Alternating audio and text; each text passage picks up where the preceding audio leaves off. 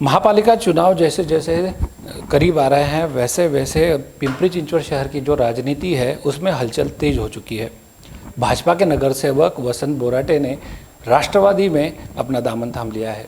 भाजपा को यह एक बड़ा झटका है, साथ ही विधायक महेश लाडगे को भी बड़ा झटका है। हमारे साथ वसंत बोराटे जी हैं, उनसे हम जानेंगे कि क्या कुछ रीज़न थे, क्या कुछ कारण थे जो उन्होंने भाजपा का दामन छोड़ एनसीपी के साथ चल दिए।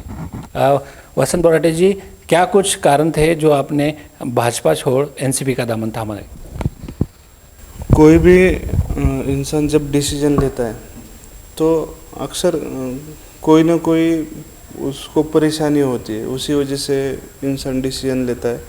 तो अभी यहाँ पे मैं 5 साल से बीजेपी में काम कर रहा था, तो यहाँ पे काम करते टाइम मेरे को ऐसी ऐसी दिक्कतें आई जो राज्य शासन की तरफ से, प्रशासन की तरफ से, महापालिका प्रशासन की तरफ से जो मेरे को मदद होनी चाहिए थी वो टाइम पे हुए नहीं।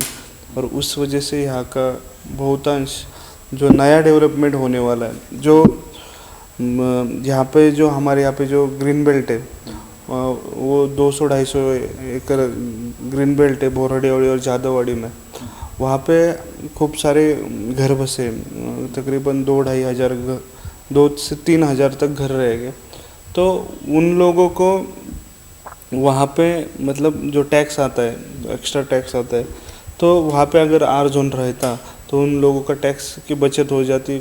कोई ना कोई रिवीजन प्लान डाल के वहाँ पे एक सैंक्शन में प्लान करके वहाँ पे अच्छा सा घर बना सकते थे। उनका टैक्स जो ज़्यादा आता है हर साल, वो किसी ना किसी मतलब रास्ते से वो कम हो जाता है, लीगल रास्ते से।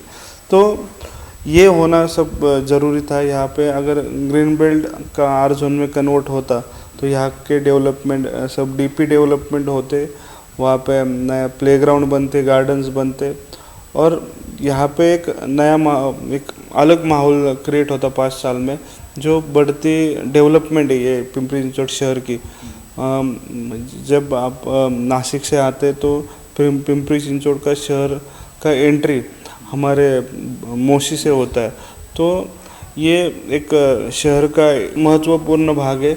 और जब यहाँ पे इंसान आता है तो यहाँ पे अगर अच्छी डेवलपमेंट दिखी तो एक सिटी का स्टार्टअप होता है। तो अगर यहाँ के पूरे डीपी डेवलप हो जाते तो लोगों को यहाँ पे और इन्वेस्टर बढ़ते, अपने आप बिजनेस बढ़ता, सब ऑटोमेटिकली सब रन हो जाता, सबको मतलब किसी को रोज़गार मिलता, तो सब अच्छी तरीके से मेंटेन हो जाता। तो वो हुआ नहीं, इसकी वजह से मैं बीजेपी के वरिष्ठों से मैं नाराज़ हूँ। उस वजह से मैं रिज़ाइन करके एनसीपी में मैं प्रवेश कर रहा हूँ। विधायक महेश लाडगे के आप कट्टर समर्थक जाने जाते थे, आपकी नाराज़गी दूर करने का प्रयास भाजपा की ओर से नहीं हुआ क्या? अभी 2 पार्ट है, भाजपा अलग और महेश दादा अलग। तो उन महेश दादा ने मतलब हम साथ में हमने काम किया है, जिस टाइम पे भी उन्होंने काम किया तो मैं उनके पास काम लेके गया, उनकी तरफ से नहीं हुआ तो आगे गया। तो आगे की तरफ से मतलब जो आगे के वरिष्ठ है उनको मैं कम से कम 1-1.5 साल फॉलोअप किया, वो लेटर भी मेरे पास है। तो ये काम जो बनने चाहिए थे वो नहीं हुए। अगर मतलब इनसे ही नहीं हो रहे तो डिपेंड किस पे रहना फिर। तो उस वजह से मैंने ये रास्ता चुना है और बहुत आगे निकल पड़ के अभी एनसीपी में राष्ट्रवादी कांग्रेस पार्टी में प्रवेश किया है। 5 सालों में जो प्रलंबित सवाल है पूरे, क्या वो लगता है आपको कि अजित पवार के मार्गदर्शन पे पूरे होंगे और क्या उन पे पूरा विश्वास है आपको?